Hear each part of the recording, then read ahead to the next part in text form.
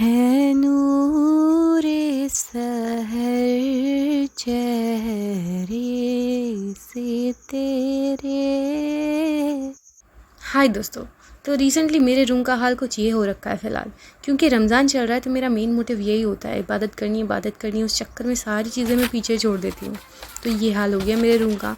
तो मैं इसको क्लीन कर रही थी, तो मैंने सोचा मैं इसको रिकॉर्ड भी कर लेती हूँ ताकि आप लोगों को भी थोड़ा सा मोटिवेशन मिले। और मेरे पास एक्चुअली यही कंटेंट बचा हुआ था शो करने के लिए। तो अगर आपको इस तरीके का भी कंटेंट पसंद आता है तो जस्ट लेट मी नो। ये क्लीनिंग वगैरह स्टफ़ हो गया या फिर ऑर्गेनाइजेशन से रिलेटेड, आप मुझे कमेंट करके बता सकते हो। मैं उस टाइप की वीडियोज़ वगैरह भी बनाने की कोशिश करूँगी। तो हमारे गांव में होलिका वगैरह जलाई जा चुकी है होली के दिन, और फिर उसके बाद से गर्मी स्टार्ट हो जाती है, क्योंकि मार्च का महीना भी ऑलमोस्ट अभी ख़त्म होने को है और अभी गर्मियाँ वगैरह शुरू हो गई है। आपके यहाँ पर किस तरीके का मौसम है कमेंट करके बता सकते हो। लेकिन एक बात है, इतनी सारी गर्मी वगैरह होने के बावजूद भी रोज़े ना बहुत अच्छे जा रहे हैं अल्हम्दुलिल्लाह। मतलब दिन भर काम वगैरह करके भी ज़्यादा कोई ऐसी थकन वगैरह महसूस नहीं होती है। अच्छे जा रहे हैं रोज़े। शुरुआत के रोज़े तो बहुत बढ़िया गए थे, एकदम ठंडा ठंडा मौसम था तो अच्छे ही गए थे रोज़े, और ये वाले भी अच्छे गए थे।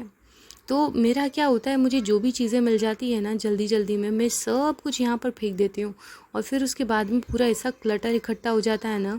फिर ये मेरे यहाँ पर मैंने सीड्स रखे थे, वो सब कुछ मैंने भी निकाल लिए, और फिर उसके बाद में बहुत ज़्यादा डस्ट वगैरह हो गई थी, क्योंकि ऑफ कोर्स मैं गांव में रहती हूँ तो यहाँ पर मिट्टी वगैरह काफ़ी उड़ती है, उस वजह से डस्टिंग वगैरह ना बहुत ज़्यादा हो जाती है। तो उसी को मैं सब कुछ एकदम अच्छे से क्लीन वगैरह करके फिर मैंने इसको सेटअप कर दिया। ये वाला जो कॉर्नर है ना, ये मेरे रूम का मेरा सबसे ज़्यादा फेवरेट कॉर्नर है, इसलिए इसमें ना मैं अपना आर्ट या फिर मेरी क्रिएटिविटी वगैरह दिखाना पसंद करती हूँ। ये फ्रेम जो है ना, इसको मैंने काफ़ी साल पहले बनाया था और ये बहुत सुंदर बना था, लेकिन इसका वुडन का जो फ्रेम था वो टूट गया, लेकिन ये जो कांच पे मैंने बनाया था ना, वो अभी तक वैसा का वैसा ही है।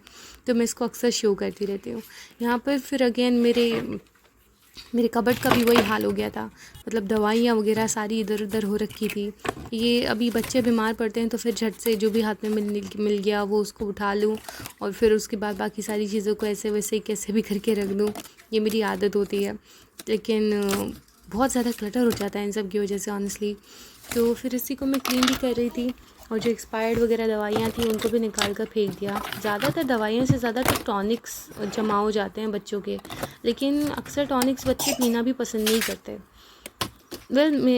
लेकिन क्या कर सकते हैं, कभी कभार बच्चे अगर खाना भी बंद कर दे तभी उनको टॉनिक देती हूँ। मैंने तो नॉर्मली मैं टॉनिक्स अवॉइड ही करती हूँ मेरे बच्चों के लिए। फिर यहाँ पर ये दवाई वाला मेरा बास्केट था वो कंप्लीट हो गया। फिर यहाँ पर मेकअप बैग, उसको ठीक करूँगी।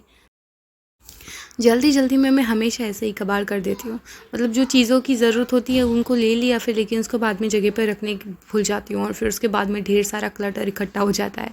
यहाँ पर मैं 2 बास्केट्स रखती हूँ मेनली, एक के अंदर तो दवाइयाँ रखती हूँ और दूसरों के अंदर जो रैंडम चीज़ें होती हैं ना वो रखती हूँ। और फिर उसके बाद में बास्केट्स की वजह से ना वाकई में काफ़ी ज़्यादा जो क्लटर होता है ना वो बहुत हद तक कम हो जाता है। और हाँ, मैं अपने कबर्ड के अंदर वाइट सीमेंट भी रखती हूँ, बहुत ज़्यादा हैंडी आ जाता है। अब ये जो कुरमुरे हैं ना, ये मेरे बच्चों को बहुत पसंद होते हैं, लेकिन कभी कभार ऐसे होता है कि पैकेट खोल दिया, उसको डब्बे में डाल के रखना भूल गई, और फिर उसके बाद में लेते समय वो सब कुछ गिर गया नीचे, और फिर उसकी वजह से हो जाता है ये कबाड़ हो जाता है। लेकिन चलो कोई बात नहीं, मैं इसको भी यहाँ पर क्लीन कर दूँगी और इसको बाहर में रख दूँगी पत्थर के ऊपर, ताकि अगर कोई पड़ी चिड़ियाँ पंछी जिसको भी चाहिए वो आके खा सकता है उसको। गांव में रहने का एक फ़ायदा मुझे ये लगता है कि इवन दो कि अगर तुम कोई खाना नहीं खा रहे हो ना, लेकिन अगर उसको बाहर रख दिया तो बहुत सारे ऐसे एनिमल्स होते हैं जो इन चीज़ों को कंज्यूम कर लेते हैं, खा लेते हैं। बर्ड्स होती है, बिल्लियाँ, कुत्ते, बंदर, बकरी, गाय, हर एक बहुत सारे एनिमल्स होते हैं, जिसकी वजह से मुझे लगता है कि गांव में फ़ूड बहुत हद तक बहुत कम वेस्ट होता है। मतलब अगर कुछ फेंक भी दो ना तो मुझे ऐसा लगता है कि वो वेस्ट नहीं हो रहा होता, वो चीज़ें कोई ना कोई खा ही लेता है। फिर उसके बाद में यही होता है जब सैंडमाइक के ऊपर डायरेक्टली चीज़ें रखी जाती है। मैंने इसके ऊपर कभी कोई प्रोटेक्टिव लेयर बिछाई नहीं, इस वजह से मेरे सैंडमाइक का हाल ख़राब हो गया। फिर उसके बाद में मैंने यहाँ पर इसको ये रख दिया। अच्छा, ये जो बॉटल में जो लिक्विड दिख रहा है ना, ये अजवाइन का पानी है। तो मेरे पास में अजवाइन के फ्लावर्स है, जिसको मैं आपको आगे दिखाती हूँ वीडियो में। अजवाइन के फ्लावर्स को गर्म करके ठंडे किए हुए पानी के अंदर मैं भर के रख देती हूँ। फिर जब भी बच्चों के पेट में अगर दिक्कत आए ना, तो फिर यही पानी को पानी में डाइल्यूट करके बच्चों को दे देती हूँ, जिसकी वजह से डाइजेशन की प्रॉब्लम आसानी से हल हो जाती है। तो ये हो गया। यहाँ पर मैंने इसके नीचे लाइनिंग बिछा दी और फिर उसके बाद में जो भी डेकोर पीसेस थे वो भी रख दिए, ताकि जब भी मैं कबर्ड खोलूँ ना तो मेरा दिल खुश हो जाए ये सब देखकर। और यू कैन गेस मेरे बच्चों को कौन से बिस्किट ज़्यादा पसंद आते हैं। तो अच्छा, अगेन ये जो फ्रेम है ना, इसका ये दूसरा जुड़वा भाई है। मैंने इससे 2 बनाए थे, तो ये वाला तो मुझे बहुत सुंदर लगता है। इसका ऐसे लगता है जैसे माउंटेन पर बर्फ़ गिर रही हो, उस टाइप की फीलिंग देता है। लेकिन इनके ना वुडन फ्रेम ख़राब हो गए, लेकिन मैं कुछ तो जुगाड़ करूँगी। ये वाला फैब्रिक मैं मेरी मम्मा के पास से लेकर आई थी, और इंशाल्लाह इन फ्यूचर मैं इसका कुछ पाउच वगैरह उस टाइप का बनाने के बारे में सोच रही हूँ, और इंशाल्लाह बनाऊँगी। और जब बनाऊँगी तब मैं आपको भी ज़रूर से दिखाऊँगी। तो प्लीज़ चैनल को ज़रूर से सब्सक्राइब कर लेना। यहाँ पर छोटे मोटे जो डेकोरेटिंग पीसेज है उन सबको मैं डाल देती हूँ, और फिर ये बहुत सुंदर मेरा कबर्ड बन के तैयार है अभी, ऑर्गेनाइज्ड।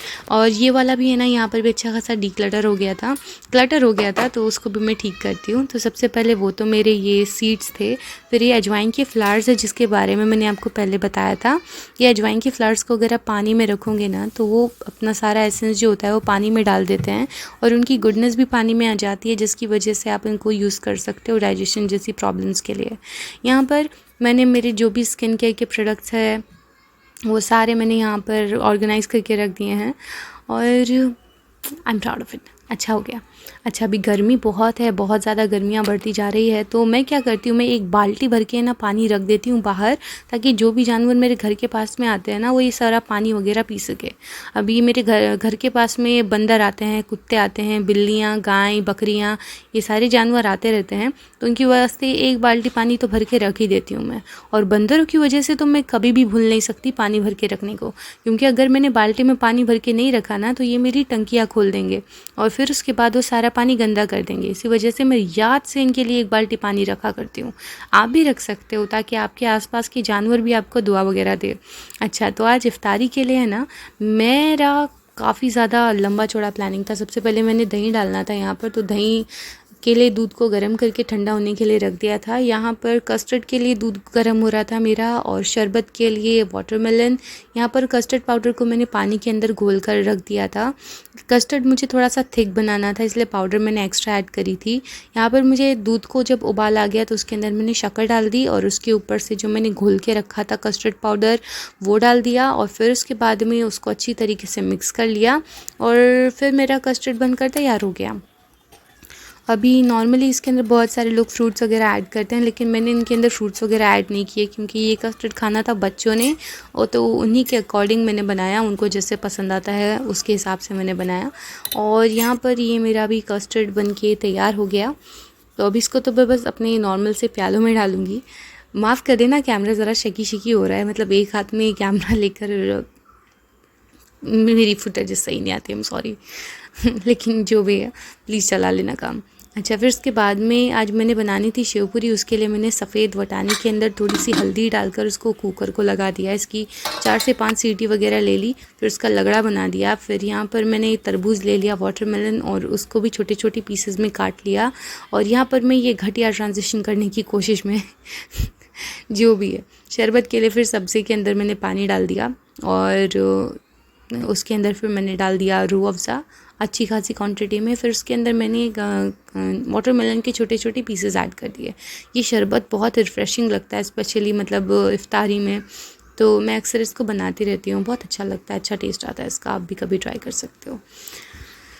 अब यहाँ पर है ना, मैं दही डाल रही थी, तो दही जमाने के लिए ये सेरेमिक का मेरे पास एक बोल है, उसके अंदर मैं डाल देती हूँ। उसको पूरी तरीके से सुखाकर मैं इसके अंदर दही डाल देती हूँ। और यहाँ पर मैंने गलती कर दी कि मैंने सारा जो पानी भी नहीं बचा हुआ था ना, वो भी डाल दिया। लेकिन नॉर्मली जो सूखा वाला दही होता है ना, बस वही डाला जाता है। और फिर उसके अंदर ठंडा किया हुआ दूध, मतलब कि उबाल करके ठंडा किया हुआ अच्छे से दूध डालना होता है, फिर इसको सेट होने के लिए छोड़ देना होता है, फिर दही अच्छे से सेट हो जाता है। और ये रहा मेरा गार्डन अपडेट। मतलब आज सुबह जब मैं गई ना गार्डन में, मेरा दिल खुश हो गया। ये मेरा मॉर्निंग ग्लोरी तो देखिए। इंशाल्लाह नेक्स्ट वीडियो में आपको पौधों के बारे में भी अपडेट दे दूँगी। आपको मेरा गार्डन राइट नाउ लग कैसा रहा है मुझे कमेंट करके ज़रूर बताइएगा। मतलब इतने सुंदर सुंदर फ्लावर्स खिले ना मेरे गार्डन में राइट नाउ।